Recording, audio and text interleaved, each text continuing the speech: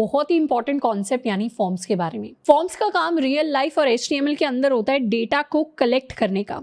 कुछ इस तरीके के फॉर्म्स हमने बहुत सारी डिफरेंट वेबसाइट्स के ऊपर देखे होंगे। ये मैं इंस्टाग्राम का आपको एग्जाम्पल दिखा रही हूँ, जहाँ पर मुझे कुछ ऑप्शन दिया जाता है कुछ टाइप करने का। ये पासवर्ड टाइप करने की जगह फिर एक बटन होता है मेरे पास, जिससे सारी इन्फॉर्मेशन मैं इंस्टाग्राम को सबमिट कर देती हूँ। उसी तरीके से मेरा इंस्टाग्राम या फेसबुक या फिर जो भी व्हाट्सएप के ऊपर भी जब हम अकाउंट बनाते हैं तो पहले हमें अपना नंबर टाइप करना पड़ता है, फिर OTP का आता है, उसके बाद सीधा हमारे लिए अकाउंट बनता है। तो कभी भी किसी वेबसाइट या ऐप पर जब हम एज अ न्यू यूजर जाते हैं या जब भी लॉग इन करते हैं, रजिस्टर करते हैं, साइन अप करते हैं, कॉन्टैक्ट करने की कोशिश करते हैं, तो डिफरेंट वेबसाइट्स के ऊपर अलग अलग फॉर्म्स हमें दिखाई देते हैं। जैसे इसके एक दो एग्जाम्पल्स कुछ ऐसे हो सकते हैं। अगर मैं इंटरनेट पर जाकर सर्च करूं लॉग इन टू इंस्टाग्राम, तो इस तरीके से फर्स्ट लिंक पर क्लिक करने के बाद मेरे पास एक फॉर्म डिस्प्ले होगा। यहाँ पर मैं अपना phone number, user name, email address, इस तरीके की चीज़ें भर सकती हूँ। यहाँ पर मेरे पास पासवर्ड होगा, यहाँ पर मेरे पास यूज़र नेम होगा। अब फॉर्म्स के अंदर भी डिफरेंट चीज़ें होती हैं जो हम नोटिस करते हैं कि जब हम यूज़र नेम टाइप करते हैं वो तो पूरा का पूरा दिखाई देता है, पर जब भी पासवर्ड टाइप करते हैं वो हमें डॉट की फॉर्म में दिखाई देता है, ताकि कोई हमारा पासवर्ड एक तरीके से देख ना ले जब हम उसको टाइप कर रहे हो। तो इस तरीके से फॉर्म के अंदर बहुत सारी चीज़ें हैं जो डिटेल में छोटी छोटी चीज़ें जो मैटर करती हैं। ये लॉगिन जो है ये अपने आप में एक बटन है जिसको क्लिक करने के बाद कोई एक्शन परफॉर्म होता है। अब एक्शन परफॉर्म हुआ, उसने चेक किया फ़ोन नंबर पासवर्ड गलत है तो हमें एक एरर मैसेज दिखाई दे दिया। अगर मैं साइन अप पे क्लिक करूं तो साइन अप के लिए अलग से इंस्टाग्राम मुझे फॉर्म देगा जिसमें मोबाइल नंबर का ऑप्शन होगा, फुल नेम का ऑप्शन होगा, यूज़र नेम, पासवर्ड, इस तरीके से ये एक अलग साइन अप के लिए बटन है। लॉग इन विद फेसबुक, ये अपने आप में एक बटन है, इस पर क्लिक करेंगे तो फेसबुक का अपना एक अलग फॉर्म है जो खुल जाएगा।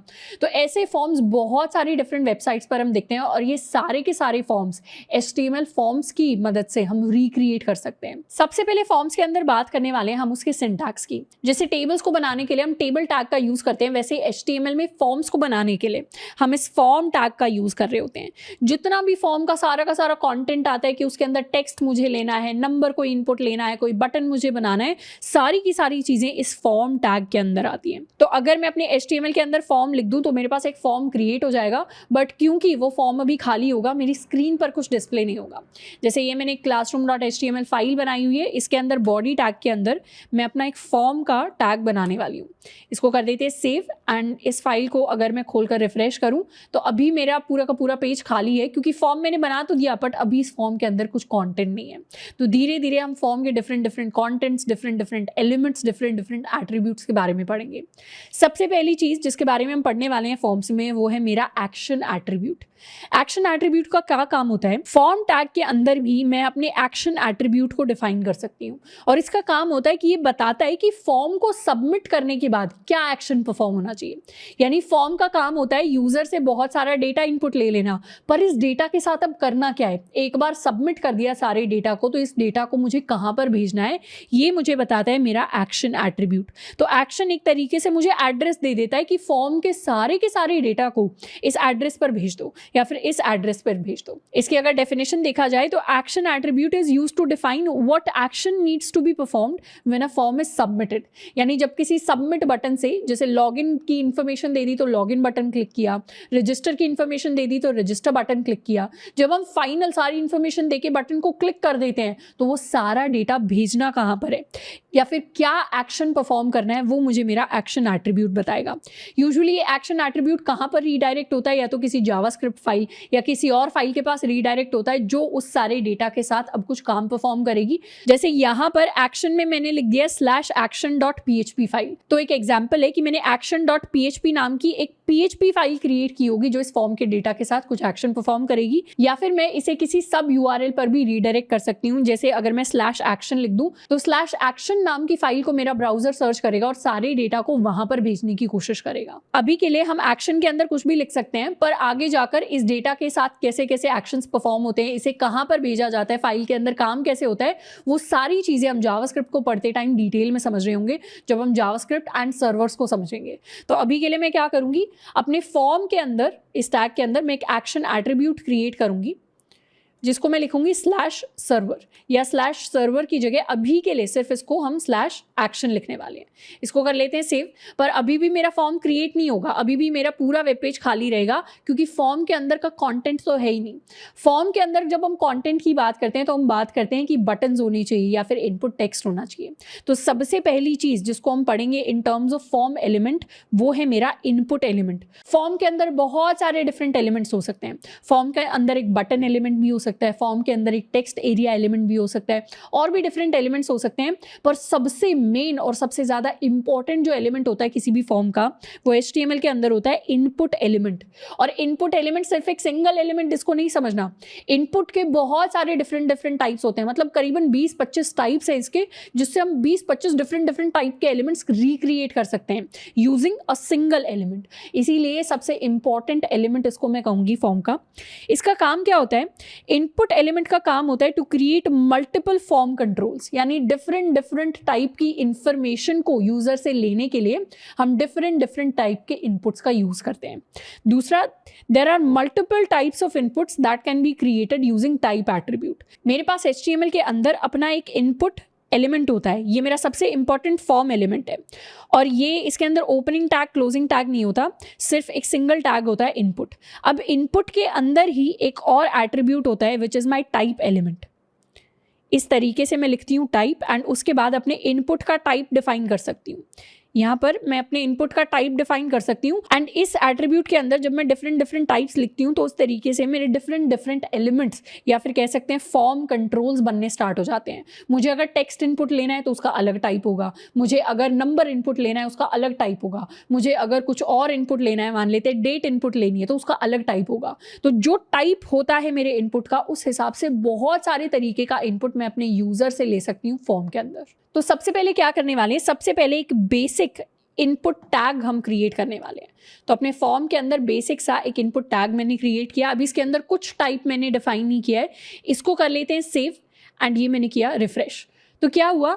एक बॉक्स मेरे पास क्रिएट हो गया जिसमें मैं कुछ भी टाइप कर सकती हूँ। मान लेते हैं यहाँ पर मैंने हेलो वर्ल्ड टाइप कर दिया, तो एक ये बॉक्स हो गया जिसके अंदर मैं अपनी इंफॉर्मेशन को इनपुट दे सकती हूँ। यहाँ पर कोई भी टेक्स्ट मैं टाइप कर सकती हूँ। तो जब भी मैं अपने फॉर्म के अंदर सिर्फ इनपुट टैग लिखती हूँ तो मेरे पास इस तरीके से एक इनपुट बॉक्स क्रिएट हो जाता है जिसमें कुछ भी टेक्स्ट टाइप किया जा सकता है। अगर मुझे डिफरेंट टाइप्स ऑफ इनपुट्स को समझना है तो सबसे पॉपुलर इनपुट्स जिनको हम बार बार यूज कर रहे होंगे वो कुछ ये इनपुट्स हैं। हम क्या समझेंगे? अब इनपुट के अंदर हम टाइप एट्रीब्यूट को डिस्कस करने वाले हैं। अगर मैं सिंपली सिर्फ इनपुट को लिखूं तो मुझे पता है मेरे पास सिर्फ एक सिंपल सा बॉक्स क्रिएट हो जाएगा जिसमें मैं कुछ भी टाइप कर सकती हूँ। मैं यहाँ पर कोई भी टेक्स्ट टाइप कर सकती हूँ, या फिर नंबर्स टाइप कर सकती हूँ, या स्पेशल सिंबल्स टाइप कर सकती हूँ, इस तरीके से। अब बात करते हैं कि अगर इसी सेम इनपुट के अंदर मैं टाइप एट्रीब्यूट को यूज करना स्टार्ट कर दूं तो मैं किस किस तरीके के चेंजेस ला सकती हूँ। पहले हम यूज करने वाले हैं type is equal to text को, यानी ये मेरा एक इनपुट हो गया। अब मैं एक और सिमिलर इनपुट क्रिएट करूंगी। एक चीज हम नोटिस कर रहे होंगे यहाँ पर कि इनपुट के लिए सिंगल टैग है, क्लोजिंग एंड ओपनिंग टैग अलग अलग नहीं है, सिंगल टैग है। यहाँ पर मैं इनपुट में टाइप लिखने वाली हूँ एज टेक्स्ट। एंड इनफैक्ट जब हम टाइप्स की बात करते हैं तो ये डिफरेंट बहुत सारे टाइप्स मुझे दिखाई देते हैं मेरे VS कोड के सजेशंस में ही। तो यहाँ पर मैं टेक्स्ट को एज माई टाइप लिखने वाली हूँ। इसको कर लेते हैं सेव एंड रिफ्रेश। तो एक तरीके से दो इनपुट्स मेरे पास क्रिएट हो गए। ये मेरा सिंपल वाला इनपुट है, ये मेरा टेक्स्ट वाला इनपुट है। टेक्स्ट वाले इनपुट में मैं कुछ भी टाइप कर सकती हूँ, सिंपल इनपुट में मैं कुछ भी टाइप कर सकती हूँ, क्योंकि सिंपल जो इनपुट बनता है वो बाय डिफॉल्ट टेक्स्ट ही होता है। नेक्स्ट टाइप जिसकी हम बात कर सकते हैं वो है मेरा पासवर्ड टाइप। क्या करते हैं, इसको एक बार कॉपी कर लेते हैं एंड पेस्ट। तो इस बार जो मैं टाइप लिखूंगी that will be equal to password, and इस इनपुट को मैं यहाँ से हटाने वाली हूँ। सिंपल इनपुट को यहाँ से हटा देते हैं, इसको करते हैं सेव एंड रिफ्रेश। तो मेरे पास दो इनपुट बॉक्सेस क्रिएट हो गए हैं। अगर हम अपने फर्स्ट इनपुट बॉक्स में टाइप करेंगे तो मान लेते हैं मैंने यहाँ पे टाइप किया यूजर नेम, एंड यहाँ पर अगर मैं सेम चीज़ टाइप करूँ तो मुझे दिखाई नहीं देगी, वो पासवर्ड की तरह डिस्प्ले हो जाएगी। तो जैसे जब भी हम पासवर्ड टाइप या कोई सेंसिटिव इन्फॉर्मेशन इनपुट करने की कोशिश करते हैं किसी भी फॉर्म में, तो वहाँ पर हम टाइप को एज पासवर्ड लिख सकते हैं। नेक्स्ट टाइप जिसको हम एक्सप्लोर करने वाले हैं वो है type is equal to number. यहाँ पर सिमिलरली मैं एक और इनपुट एलिमेंट क्रिएट करने वाली हूँ जिसमें टाइप में मैं लिखूँगी नंबर, इसको कर लेते हैं सेव एंड रिफ्रेश। तो ये जो थर्ड जो बॉक्स है इसके अंदर मैं कोई भी नंबर टाइप कर सकती हूँ, पर अगर यहाँ मैं कोशिश करूँ कि मैं ABCD टाइप कर दूँ तो कुछ भी टाइप नहीं होने वाला। नंबर्स में मैंने 1 2 3 टाइप किया, जो एरोज़ हैं मैं एक एक करके नंबर्स को बढ़ा भी सकती हूँ एंड डिक्रीज़ भी कर सकती हूँ। तो जब भी मुझे फिक्स्ड है कि यहाँ पर मुझे एक नंबर को इनपुट लेना है, जैसे अगर मुझे किसी की एज को इनपुट लेना है, किसी के मार्क्स को इनपुट लेना है और मैं नहीं चाहती कि वहाँ पर वो कोई टेक्स्ट को टाइप करे, तो ऐसे सिनेरियोज़ में हम क्या कर सकते हैं, ऐसे सिनेरियोज़ में हम नंबर को एज माई टाइप यूज़ कर सकते हैं। नेक्स्ट टाइप जिसकी हम बात कर सकते हैं वो है इनपुट में टाइम। मैं एक और इनपुट एलिमेंट क्रिएट करने वाली हूँ जिसके अंदर टाइप की वैल्यू हो जाएगी टाइम के इक्वल। तो इसको कर लेते हैं सेव एंड इनफैक्ट इनके साथ में मैं यहाँ पर पहले लिखने वाली हूँ एक यूज़र नेम, यहाँ पर मैं लिखने वाली हूँ एक पासवर्ड, यहाँ पर मैं लिखने वाली हूँ कि मैं नंबर इनपुट करने की कोशिश कर रही हूँ, यहाँ पर लिखने वाली हूँ कि मैं टाइम इनपुट करने की कोशिश कर रही हूँ। एंड इन सब को थोड़ा सा ये एक तरीके से कह सकते हैं जुगाड़ू तरीका होगा कि लाइन ब्रेक की हेल्प से सबको मैं नेक्स्ट लाइन में शो करने वाली हूँ। ये कर लिया मैंने रिफ्रेश। तो ये मेरा यूज़र नेम था, यहाँ पर कुछ भी यूज़र नेम हो सकता है, user name, this is my password, this is my some number and यहाँ पर इसको क्लिक करके मैं इनपुट में टाइम ले सकती हूँ। यानी जैसे ही मैं क्लॉक के ऊपर इनपुट करूँगी ये मैं लिख सकती हूँ 10 बजे 28 AM PM, इस तरीके से शिफ्ट करके एंड ये एक टाइम को मैं इनपुट ले सकती हूँ। तो अगर मैं कुछ ऐसा मान लेते वेब पेज बनाती हूँ जहाँ पर मुझे अपॉइंटमेंट शेड्यूल करनी है या फिर जहाँ मुझे किसी का डेट ऑफ बर्थ का टाइम इनपुट कराना है, तो इस तरीके से हम टाइम को इनपुट करा सकते हैं। नेक्स्ट टाइप जिसको हम देख सकते हैं ये है मेरा कलर टाइप। अब बहुत ही अजीब लगेगा क्योंकि यूजुअली हम ऐसे इनपुट्स को नहीं देखते, बट जस्ट मैं आपको एग्जाम्पल के लिए दिखा रही हूँ कि ऐसे इनपुट भी एग्जिस्ट करते हैं।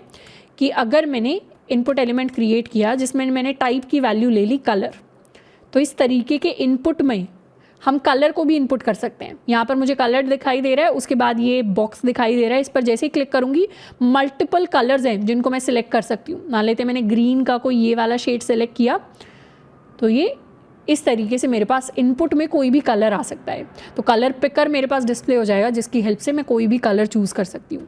तो मल्टीपल टाइप्स ऑफ इनपुट्स होते हैं, सिर्फ इतना ही नहीं, अगर मैं जाकर सर्च करूँ इनपुट टाइप MDN तो यहाँ पर इस पेज पर जाकर बहुत सारे डिफरेंट टाइप्स हैं। बटन एक टाइप हो सकता है, चेकबॉक्स एक टाइप हो सकता है। चेकबॉक्स यानी जिसको मैं इस तरीके से सिलेक्ट कर सकती हूँ, उसको हम आगे डिटेल में पढ़ेंगे। बटन्स होते हैं मेरे पास जिसको क्लिक करने से कोई एक्शन परफॉर्म होता है। ये मेरा कलर टाइप है जिससे कलर पिकर खुल जाएगा।